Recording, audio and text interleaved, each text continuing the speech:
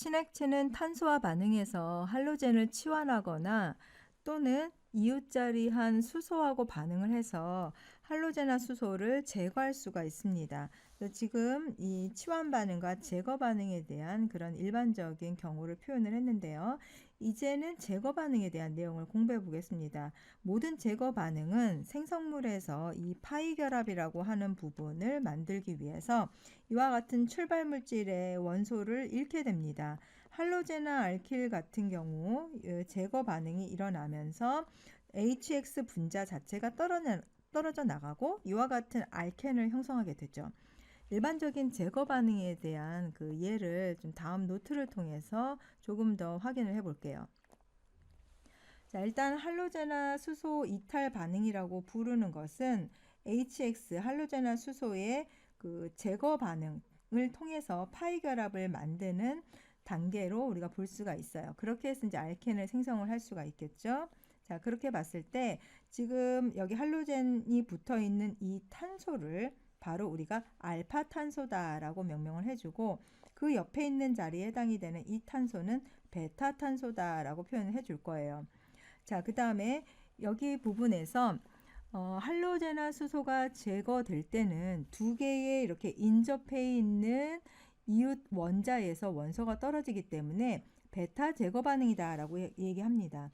이 탄소의 염기성에 해당이 되는 자, 이 비공유 전자쌍을 가지고 있는 부분이 여기 수소에 해당이 되는 부분에 전자를 제공을 하고 그러면 이 수소와 탄소에 연결되어 있었던 이 결합이 전자쌍을 이렇게 제공을 하면서 결과적으로 할로젠 이온 상태로 떨어져 나가게 되겠죠. 자, 그런 반응이기 때문에 여기서 베타 제거 반응이다 라고 얘기를 하고요. 알파 탄소에는 지금 보시고 있는 것처럼 이렇게 할로젠이 이탈기로서 결합되어 있습니다. 그리고 베타 탄소에는 알파 탄소의 이웃한 위치에 있는 것을 우리가 베타 탄소다라고 한다 그랬죠. 염기가 베타 탄소에 있는 수소를 제거하게 되면 이 중간에 HB 플러스라는 형태가 생성이 돼요. 그러면 베타 탄소 수소 결합을 하고 있는 이 전자쌍은 알파와 베타 사이에 새로운 파이 결합을 만들겠죠. 그렇게 해서 나온 것이 지금 탄소 사이에 이중 결합, 그리고 이 부분이 베타 탄소, 이 부분이 알파 탄소에 되고 새로운 형태의 파이 결합을 만들었습니다. 자, 그리고 중간에 HB 플러스 형태가 된다라고 했었죠.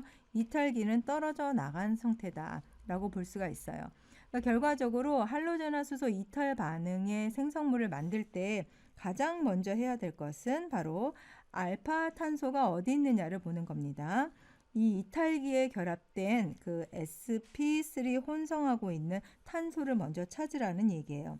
두 번째로 봐야 될 것은 수소 원자를 가지고 있는 모든 베타 탄소에 해당되는 베타 탄소에 해당되는 것 중에서 이제 또 베타 탄소에 결합되어 있는 이 수소들을 다 찾아봐야 돼요. 그리고 이제 최종적으로 알파 탄소와 베타 탄소의 수소와 그 다음에 할로젠 원소를 제거하고 최종적으로 탄소 사이에 새로운 결합을 만들어주면 됩니다. 그런데 알켄의 제거 반응에서 이와 같은 혼합 생성물을 만들게 되는데 이 중에서 어느 것이 더 주요한 생성물이 되는지 예측해 볼 필요가 있습니다. 이 문제를 해결한 과학자는 바로 러시아의 과학자 자이제프입니다. 그래서 그의 이름을 붙여서 자이제프 규칙이다 라고 얘기하는 거죠. 이 규칙에 의하면 연기에 의해서 제거된 제거 반응에서 일반적으로 더 안정한 알켄 생성물을 만드는데 여기에서 안정한 알켄 생성물이다 라고 하는 것은 이렇게 이중결합의 두 탄소에 알킬기의 치환수가 많을수록 더 안정한 그런 생성물이다 라고 보는 거죠.